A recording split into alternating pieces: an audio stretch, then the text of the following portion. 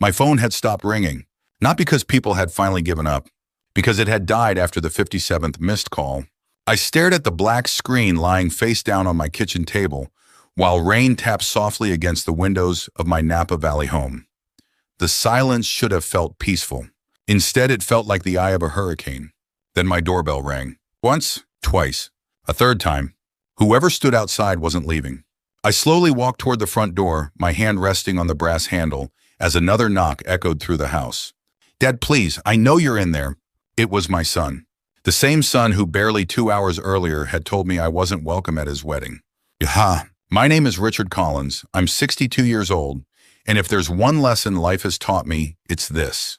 The people who can break your heart the fastest are the ones you spent your entire life protecting. That morning had started like any other Saturday. I woke before sunrise, brewed a pot of dark coffee, and walked onto my back porch overlooking the rolling vineyards that stretched across Napa Valley. Even after 40 years in the wine business, I never got tired of watching the morning fog drift between the vines. My wife Emily used to say the vineyards looked like green waves frozen in time. She'd been gone for 22 years. Cancer doesn't care how good a person you are. It doesn't care if a little boy still needs his mother. After Emily died, my entire world became my son Daniel. Every school recital, every baseball game, every parent-teacher conference, every scraped knee, every broken heart, I was there. I missed promotions because he needed me. Turned down business trips because I promised I'd coach Little League. Skipped vacations because college tuition mattered more. I never regretted a single sacrifice. Not once, at least. Not until today. Around 10 that morning, I called Daniel to ask a simple question. "Hey, buddy," I said after he answered. "What time should I get there next Saturday? I know weddings get hectic, and I figured I'd come early if you need help." There was silence. Not the comfortable silence we'd shared over fishing trips. Not the thoughtful silence before an important conversation. This silence felt heavy, like someone standing on my chest. Finally, Daniel cleared his throat. "Dad," something inside me tightened. "Yeah, I've been meaning to call you." "Okay." Another pause. Then he said the words I'll remember for the rest of my life. "I don't think you should come to the wedding." I laughed. Not because it was funny, because it sounded impossible. "What are you talking about? It's complicated." "No, son, it isn't." I waited. "So tell me." His voice grew quieter. "Melissa doesn't want you there." I blinked. "I'm sorry. She thinks..." He stopped again. "What does she think?" "She thinks you'd make people uncomfortable." I honestly believed I'd misheard him. "Daniel." "Yeah, say that again." He took a deep breath. "My wife doesn't want you there." The words stung, but what came next hurt far worse. "She says..." His voice almost disappeared. "She says you're an embarrassment." I looked out across the vineyards beyond my porch. The very vineyards I'd spent decades building. The same vineyards that had allowed me to give my son opportunities I never had. I wasn't angry. Not yet. Mostly, I was confused. "An embarrassment," I repeated. Daniel rushed to explain. "Dad, it's not personal." I almost smiled. Nothing that starts with "it's not personal" has ever been anything else. "So tell me what's embarrassing." "You don't really fit in with Melissa's family." "I've met her family. They're different." "Different how?" "They're more..." He searched for the word. "Refined." "Refined." I almost laughed again. I'd built one of Northern California's largest independent wine distribution companies. I'd negotiated contracts in New York, Chicago, Seattle, and Paris. I'd donated millions to hospitals and scholarships without asking for my name on a single building. Yet somehow, I wasn't refined enough. "Is this really Melissa talking?" I asked quietly. "Or is it you?" He didn't answer. Silence tells the truth, words try to hide. I closed my eyes. Only 1 week earlier, I'd stood beside Daniel and Melissa beneath the oak trees overlooking the valley. Melissa had cried as I handed them a leather folder. Inside was the deed to one of Napa Valley's most beautiful vineyards. $7.9 million. A wedding gift. Not because they asked. Because I wanted them to build something together. A family. A future. Melissa had wrapped her arms around me. "Oh my God," she'd whispered through tears. "Richard, this is unbelievable." Daniel had hugged me tighter than he had since he was a teenager. "I don't even know what to say." "You don't have to say anything," I'd told them. "Just promise me you'll make memories here." Melissa smiled. "We will." Now, only 7 days later, I apparently wasn't good enough to attend the wedding celebrating that future. I finally spoke. "Daniel." "Yes." "I hope you have a beautiful wedding." "Dad, I really mean that." I'm sorry. So am I. There was another long silence. Then I said the only thing left to say. Understood. I ended the call. No yelling. No accusations. No guilt. I simply placed my phone on the kitchen counter and walked into my study. The room still smelled faintly of cedar and old books. On one wall hung photographs spanning 35 years.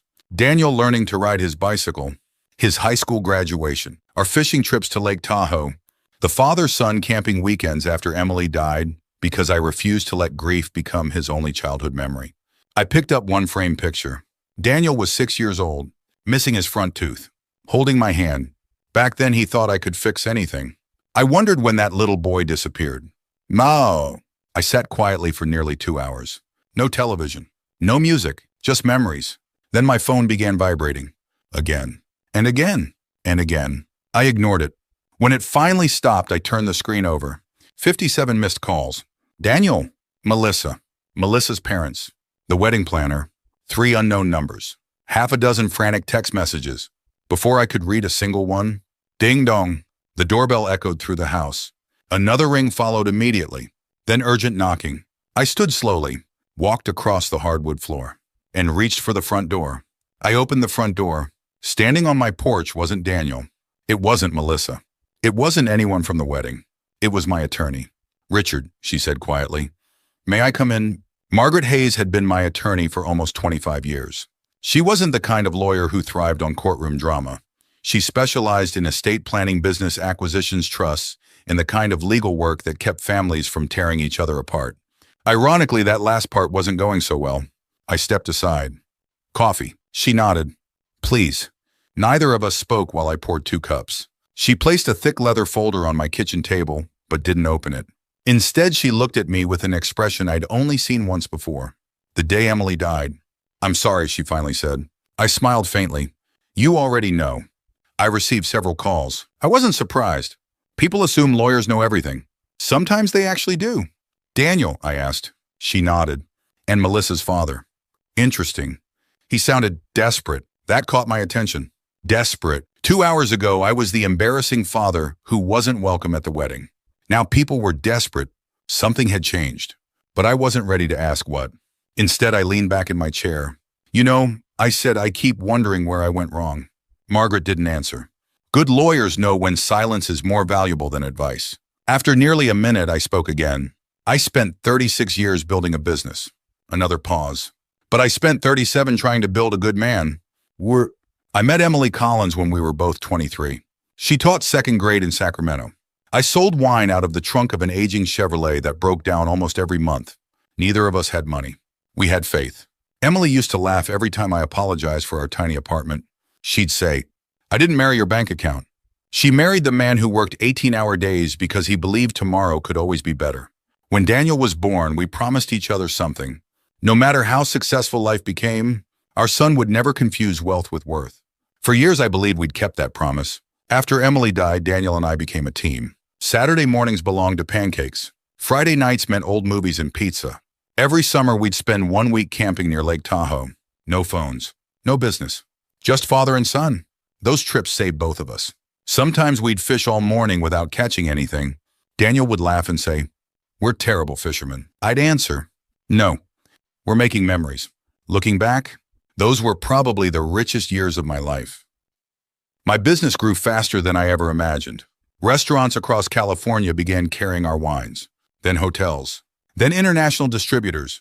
Within 15 years, Collins Wine Group had become one of the largest privately owned distribution companies on the West Coast. People assume success changed me.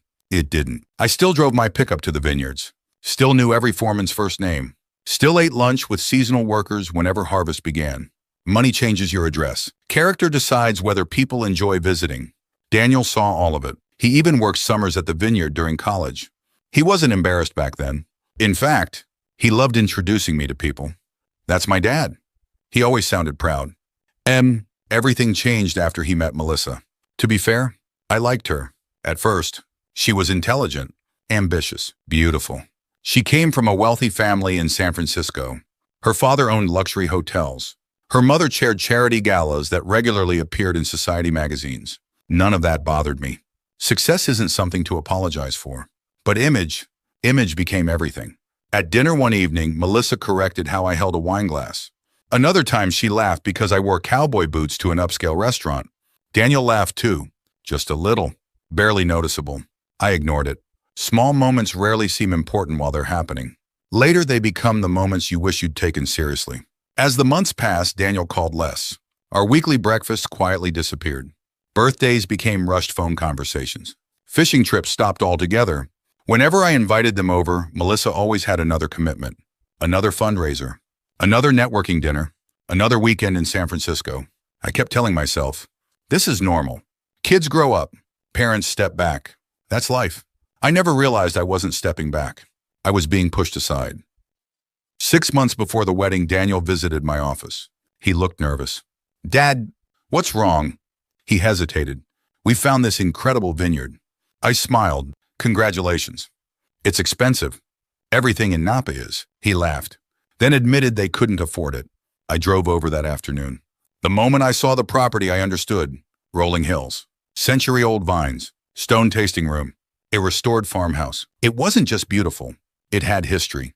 I walked through the vineyard imagining grandchildren running between the rows of grapes, family Thanksgiving dinners, anniversaries, birthdays, Christmas lights hanging from the oak trees. I didn't see real estate. I saw legacy. That evening, I called Margaret. I want to buy it. For yourself? No. For Daniel. She laughed. You're about to spend nearly $8 million. I know. Have you lost your mind? Probably. But he'll never have this chance again. 1 week before the wedding, we invited Daniel and Melissa to the vineyard. They thought we were simply celebrating. Then I handed Daniel the folder. His hands actually shook. He stared at the deed. Dad. Melissa covered her mouth. No. It's yours, I told them. Neither of them spoke. Daniel hugged me so tightly I almost couldn't breathe. I'll never forget this, Melissa cried. She kissed my cheek. We don't deserve you. Funny how some promises expire in exactly 7 days. The sound of my phone vibrating again pulled me back to the present. Margaret looked toward it. Aren't you going to answer? I glanced at the screen. Daniel. Again. Call number 58? I turned the phone face down. No. Margaret slowly opened the leather folder she'd brought. There are some things you need to know. She slid several documents toward me. The top page wasn't from our office. It was an email, printed only an hour earlier. At the top, Melissa's name. I hadn't read a single word yet, but the expression on Margaret's face told me whatever was written there. It was about to change everything. Margaret pushed the printed email across the table without saying a word. I stared at Melissa's name at the top of the page. She hadn't sent it to me. She had intended to send it to one of her bridesmaids. Instead, she'd accidentally copied Daniel, her parents, and the attorney whose email had remained in the chain from the vineyard paperwork. Margaret. Go ahead, Margaret said softly. I think you should read it yourself. I took a sip of coffee that had already gone cold. Then I began reading. Can you believe Richard actually thought he'd be sitting in the front row? Honestly, he'd ruin the entire atmosphere. He dresses like he still owns a ranch, tells the same old stories, and has zero class compared to our guests.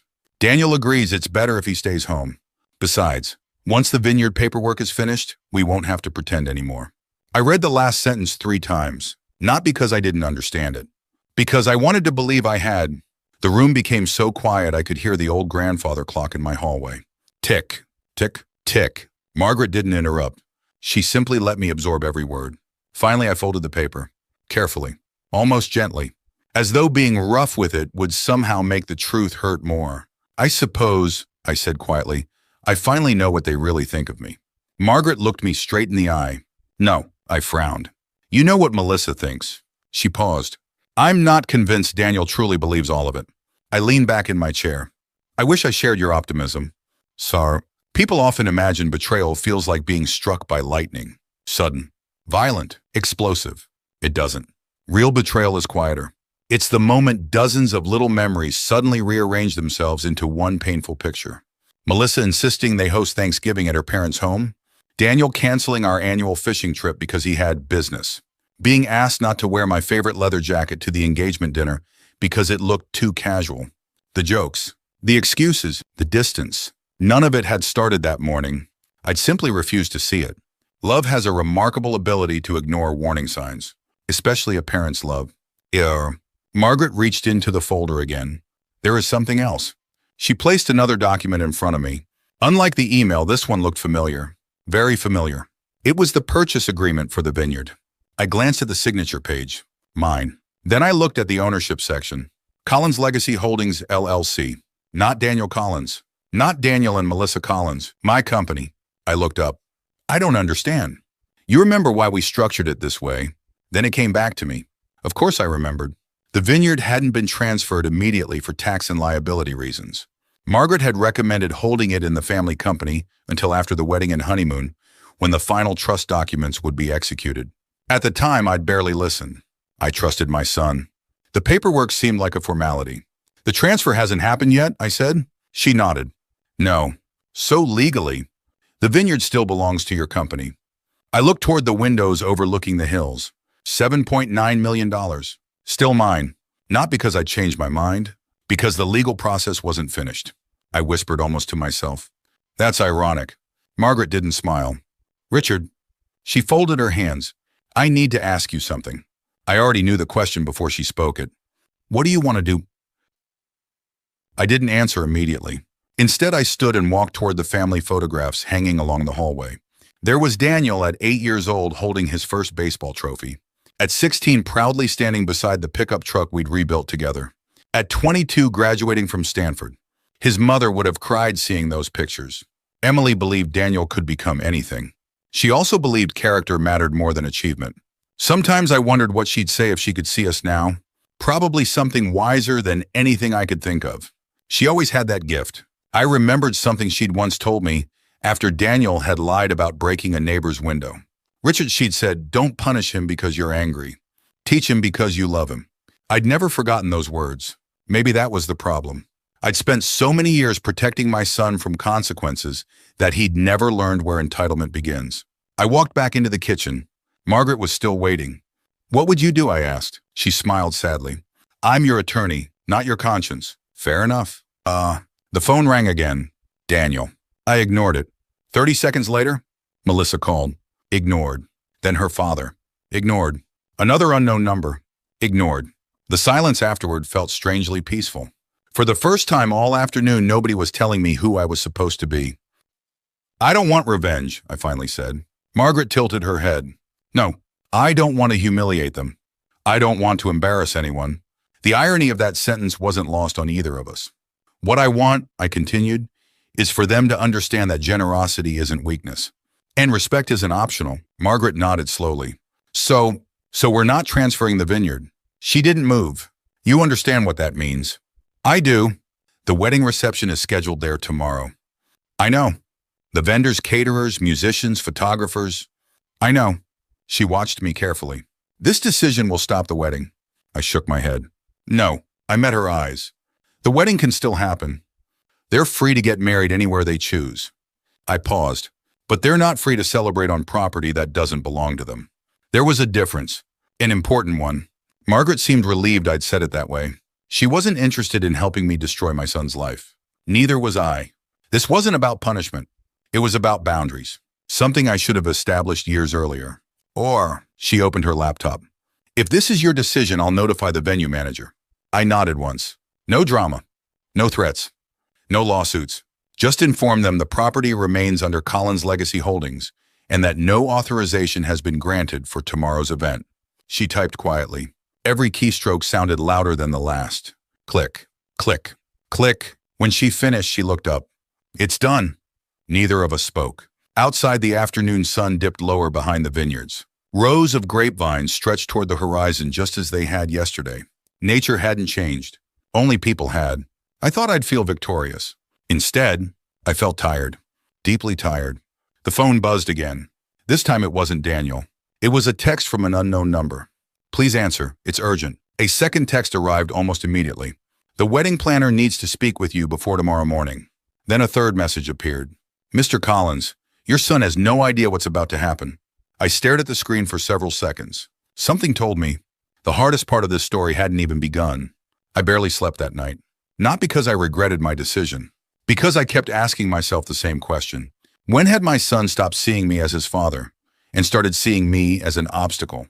At 6:30 the next morning, I was already sitting on my back porch with a cup of black coffee. The vineyards looked exactly as they always had.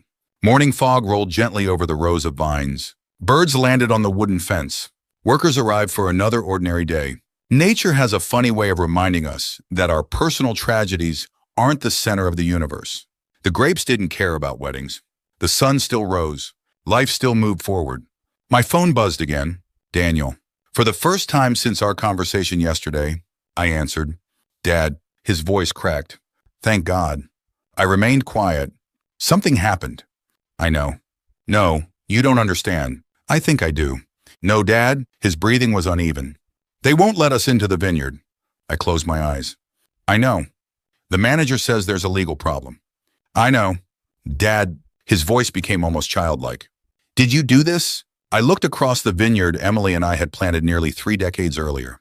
I asked my attorney to delay the transfer. Silence. Then, you canceled my wedding. No, I canceled nothing. You know what I mean? The ceremony is at the church in 20 minutes. You can still get married. Our reception was scheduled on property that legally belongs to me. Another long silence.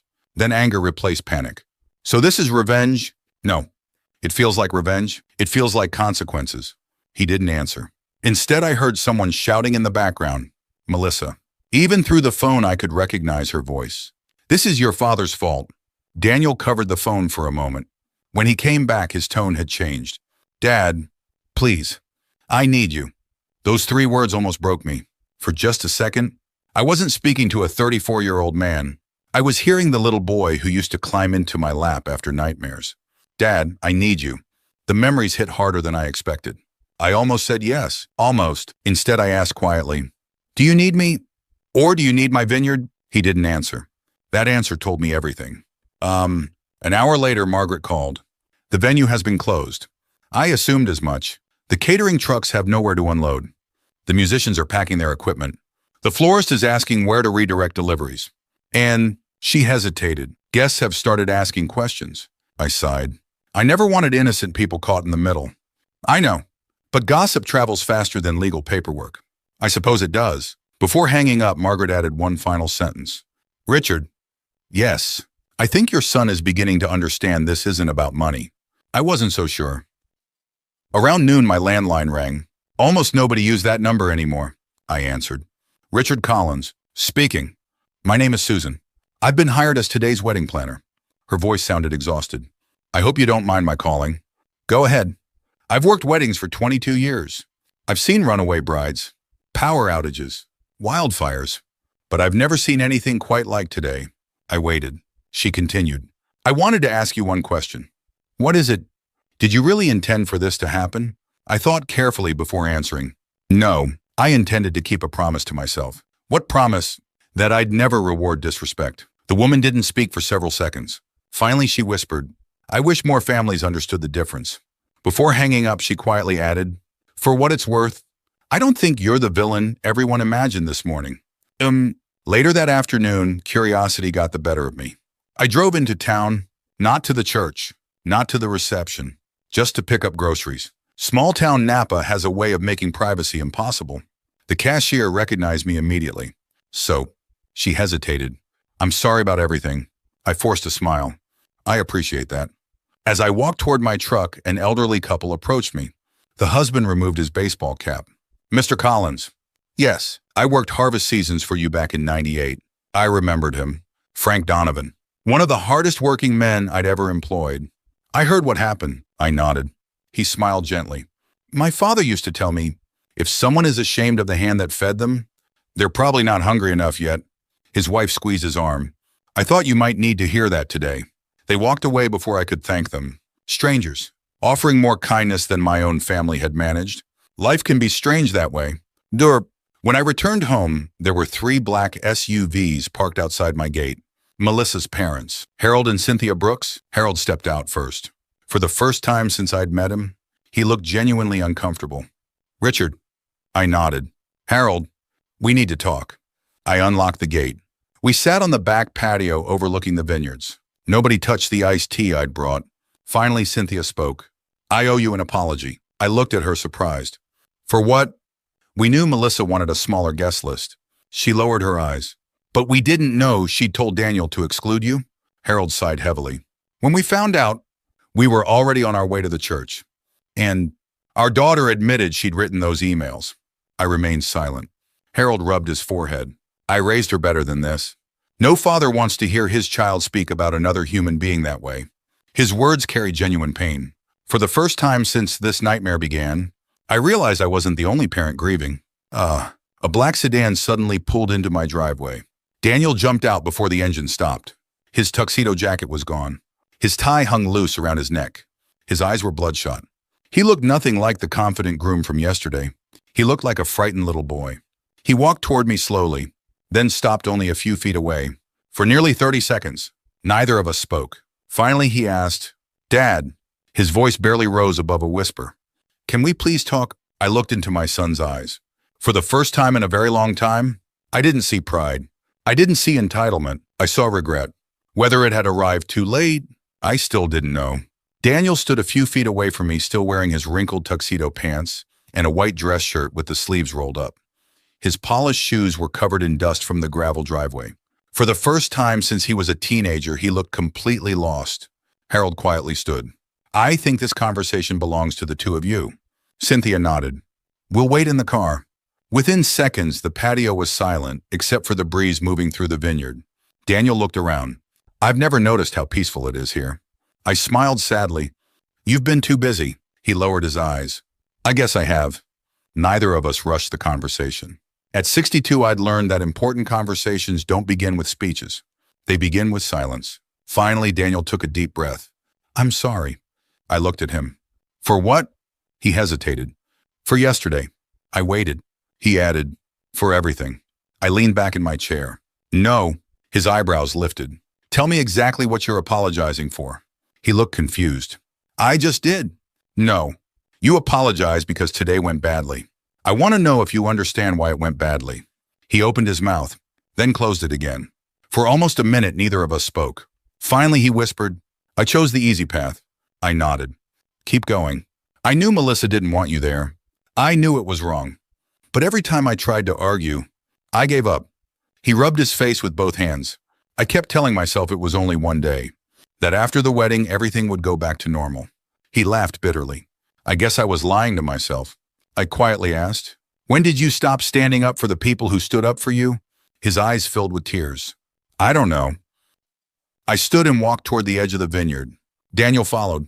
Rows of grapevines stretched into the distance, each one planted by workers who understood something my son had forgotten. Good things take years to grow. Bad decisions happen in seconds. I stopped beside an old oak tree. "Do you remember this place?" He nodded immediately. "You buried Mom's wedding ring box here?" I smiled. "You were 7. I thought squirrels would steal it." Despite everything, we both laughed. The tension eased, if only for a moment. Then I became serious again.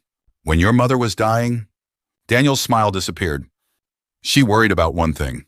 He looked surprised. "Me? No. She worried about me." He frowned. "She knew I'd spend the rest of my life trying to make sure you never felt alone." I looked at the vineyard. "She was afraid I'd confuse protecting you with rescuing you." Daniel didn't speak. "She told me." I swallowed hard. "Richard, someday he'll have to learn that love doesn't mean saying yes to everything." A tear rolled down Daniel's cheek. I think she was right." "So do I." Daniel suddenly looked directly at me. "Did you ever plan to give us the vineyard?" "Of course." "You weren't pretending." I almost laughed. "Son, I spent $7.9 million. I don't pretend at that price." He shook his head. "I can't believe I thought—" He couldn't finish the sentence. "I know. You believed I was trying to control your life." He nodded. Melissa had apparently convinced him of exactly that. "I wasn't buying your obedience. I was investing in your future." Daniel reached into his pocket and handed me his phone. "I think you should read these." The screen displayed dozens of text messages.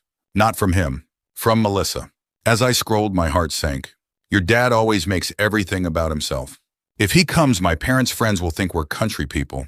He'll tell those boring stories again. We're building a different life now.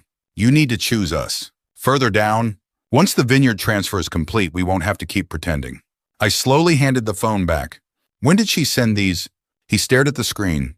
"Over the past 6 months?" "You knew." "I did." "And you still defended her?" "I kept thinking marriage meant supporting your spouse." "It does." I looked him in the eye. "But not when your spouse asks you to betray your family." He nodded slowly. I understand that now. Just then another car pulled into the driveway. Melissa. She stepped out wearing what remained of her wedding dress. The elegant gown was wrinkled. Her makeup had been ruined by tears. For a brief second, I almost felt sorry for her. Then she walked toward us. This is unbelievable. She pointed directly at me. You humiliated us. I remained calm. No, you did. She laughed sarcastically. Oh, please. You destroyed our wedding over your ego. Daniel suddenly turned toward her. No, she froze. What? My father didn't destroy anything. She stared at him. You actually believe that? I do. Her expression changed from disbelief to anger. So you're taking his side now? Daniel answered quietly. I'm taking the side of what's right. She shook her head. After everything we've built, he looked at her sadly. What exactly did we build? Silence, he continued. A marriage that begins by excluding my father? What kind of future is that? Melissa looked at me. This is what you wanted. I answered honestly. No. What I wanted was to sit in the front row. The words hit harder than I expected. Even Melissa lowered her eyes. I wanted to watch my only son get married. I wanted to dance one father-son dance. I wanted one photograph. That's all. Nobody spoke. The afternoon breeze carried the scent of ripe grapes through the vineyard. Finally, Melissa whispered, I didn't know. I looked at her. No, you didn't care enough to ask. She had no answer. Several minutes later, Melissa quietly walked back to her car. She didn't slam the door. She didn't yell. She simply drove away. Daniel watched until the car disappeared around the bend. I don't think she'll come back. I didn't answer. Some journeys only people themselves can finish. Daniel remained standing beside me. Dad, yes, if you could go back. Would you still buy the vineyard? I looked across the endless rows of vines glowing beneath the afternoon sun. Then I smiled. I'd still buy it. He looked surprised. But this time, I would have spent more time teaching you how to deserve it. His shoulders shook as he began crying again. Without thinking, I placed my hand on his shoulder. Not because everything had been fixed, because he was still my son. And some doors once reopened deserved the chance to stay open. For a long time after Melissa drove away, neither Daniel nor I said a word. The vineyard was quiet again. The wedding guests were gone. The musicians had packed up. The flowers that had been delivered that morning were probably already wilting somewhere in a storage room. An entire day of planning, gone. Daniel finally spoke. I never imagined my wedding day ending like this. I nodded. Neither did I. He stared across the vineyard. I thought today would be the happiest day of my life. It still can become one of the most important. He looked at me. There's a difference. There is. The happiest days make memories. The hardest days build character. Daniel stayed until sunset. Before leaving, he stopped beside his truck. Dad! Yes. Would you have answered if I hadn't come here myself? I smiled honestly. I don't know. He nodded. I guess I deserve that. He started the engine, then rolled the window back down. I love you. The words caught me completely off guard. He hadn't said them in years. I love you too, son. He drove away. This time, there was hope, not certainty. Hope. Sometimes that's enough to begin again. The following Monday, I returned to work. Life has a way of insisting that bills still need paying vineyards, still need tending, and employees still need leadership, regardless of personal heartbreak. Word about the canceled reception had spread faster than I expected. By lunchtime, half of Napa Valley seemed to know some version of the story. Some versions painted me as a ruthless millionaire who destroyed his son's wedding. Others claimed I'd been manipulated by lawyers. A few even insisted there had been a physical fight. None of those stories were true. I didn't bother correcting them. People usually believe the version that fits the story they already want to tell. Instead, I focused on something I could control. The vineyard. That afternoon, I called Margaret. I've been thinking. She laughed softly. That usually means paperwork. It does. What now? I don't want to leave the vineyard sitting in the company forever. You've changed your mind. No, I've changed my plan. Over the next several weeks, Margaret and I created something entirely different. Not a simple gift. A family trust. The vineyard would eventually belong to Daniel, but not automatically. There would be responsibilities. Financial education, community service, participation in the business, annual meetings with independent trustees. If one day he became the owner, it wouldn't be because he was my son. It would be because he had become the kind of man capable of protecting what generations before him had built. When Margaret finished reviewing the documents, she smiled. Emily would approve. I looked out the window. I hope so. 3 weeks later, Daniel called. Not because he needed money. Not because he wanted the vineyard. He wanted breakfast. Just breakfast. We met at the little diner where we'd eaten almost every Saturday when he was growing up. The waitress recognized us immediately. My favorite father and son are back. Daniel lowered his eyes. I hope we can be. Over pancakes and coffee, we talked for nearly 3 hours. Not about lawyers. Not about money. Not about the canceled wedding. We talked about Emily. He admitted there were things he barely remembered about his mother. I told him stories he'd never heard. How she'd once burned an entire Thanksgiving turkey because she'd become distracted, teaching neighborhood kids how to make homemade ornaments. How she'd dance barefoot in our kitchen every time Frank Sinatra came on the radio. How she'd made me promise never to let success make us forget ordinary people. Daniel listened quietly. At one point, he wiped away a tear. I've spent so much time chasing the life I thought I wanted that I forgot the life she wanted for me. A month later, he asked if we could visit the vineyard together. We walked the property without discussing ownership once. Instead, I taught him how to judge healthy vines, how weather affects harvest, why patience matters more than speed. Near the old oak tree, he stopped. Dad, I've been seeing a counselor. I looked at him. Good. I realized something. What? I've spent most of my adult life trying to impress people. He laughed quietly. The strange part is, the one person whose respect I already had was the one I stopped appreciating. I placed my hand on his shoulder. It isn't too late. No, it isn't. People often ask what happened to Melissa. The answer is simple. About 2 months after the wedding that never happened, she and Daniel ended their engagement. There wasn't one dramatic fight, no courtroom battle, no screaming matches, just the painful realization that they wanted very different futures. I don't hate her. Hatred is too heavy to carry for very long. I hope she learns the same lesson my son learned. Character always outlasts appearance. Last spring, the vineyard hosted something far more meaningful than a wedding reception. We held a charity harvest festival for local veterans, first responders, teachers, and families facing medical hardships. Daniel organized the entire event. He worked beside employees he'd once overlooked. He shook every volunteer's hand. He thanked every donor personally. Late that afternoon, I watched him helping an elderly veteran into a chair before serving him lunch. No cameras, no reporters, no applause, just quiet kindness. That's when I realized something. The greatest inheritance I could ever leave my son wasn't a vineyard.